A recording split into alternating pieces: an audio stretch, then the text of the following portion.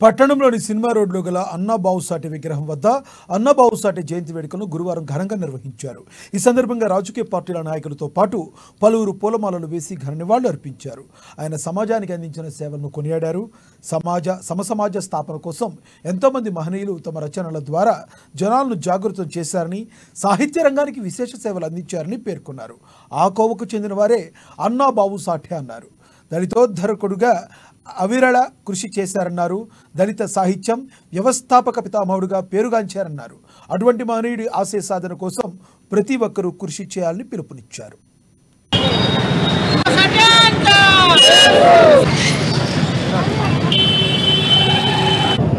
పాలు పంచుకున్నటువంటి పెద్దలు గౌరవనీయులు మాజీ మంత్రివర్యులు జోగు రామన్న గారు, అదేవిధంగా మరి బీఆర్ఎస్ కాంగ్రెస్ పార్టీ నాయకులు, ఈ సంఘ నాయకులందరికీ మొదట ప్రత్యేక అభినందనలు, శుభాభినందనలు తెలియజేస్తూ ఉన్నాను.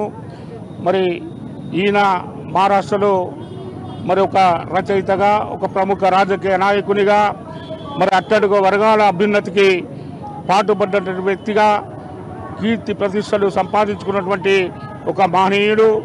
మరి ఇటువంటి వ్యక్తిని ప్రభుత్వ పరంగా నిర్వహించాలని చెప్పి వారి సంఘ నాయకులు మరి ఈరోజు కాన్ఫరెన్స్ హాల్లో సమావేశం ఏర్పాటు చేయడం, ఆ సమావేశానికి పెద్దలు కలెక్టర్ గారు, ఎస్పీ గారు వస్తున్నారని చెప్పి చెప్పడం, తప్పకుండా కాంగ్రెస్ పార్టీ నియోజకవర్గ ఇన్ఛార్జ్ కంది శ్రీనివాసరెడ్డి గారి దృష్టికి తీసుకెళ్లి తప్పకుండా వచ్చే సంవత్సరం నాటికి దీన్ని అధికారికంగా నిర్వహించేందుకు మేము కాంగ్రెస్ పార్టీ పక్షాన